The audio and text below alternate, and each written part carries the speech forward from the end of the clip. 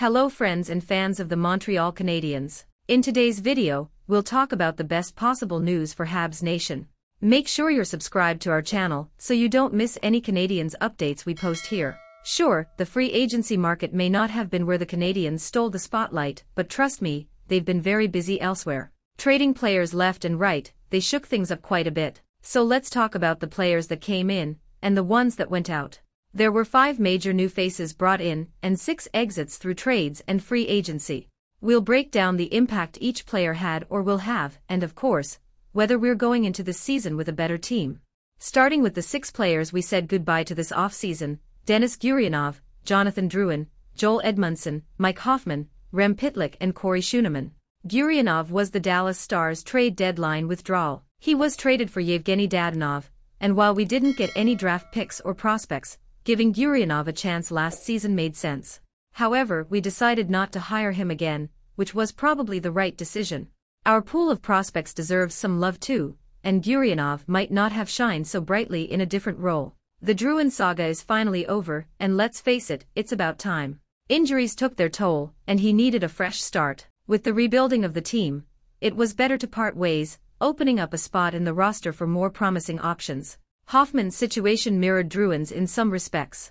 Both needed a change, and while Hoffman brought offensive talent, the Canadiens had a different plan for him. With a year to go before the end of the contract, we managed to dispose of him without any problems. He put up decent numbers, but given the competition, they weren't exactly star level. Pitlick was a solid bottom 6 player but not a standout. He had some ice time when we needed it, but when the young guns came along he had to make his way. Edmundson's departure may hurt a little more.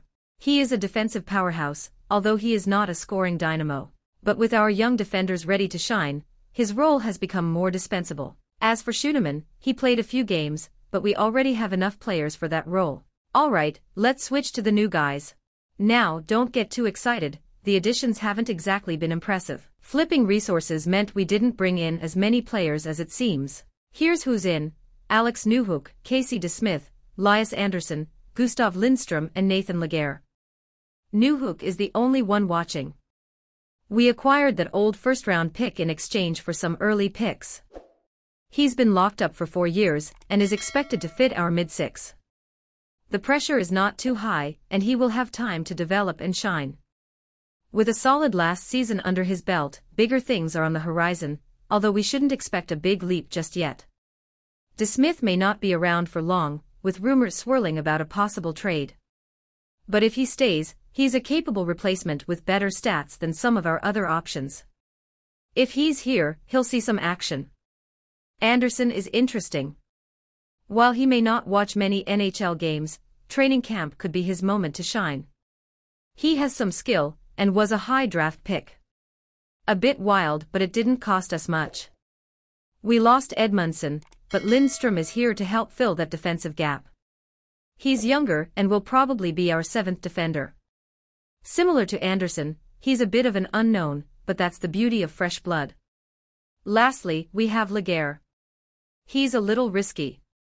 The Penguins initially had high hopes for him, but his career didn't take off as expected. Training camp might change that, but he might end up spending this season in the AHL. All in all, it's been a great ride between seasons, and while the changes may not be headline-worthy, they're setting the stage for an intriguing run.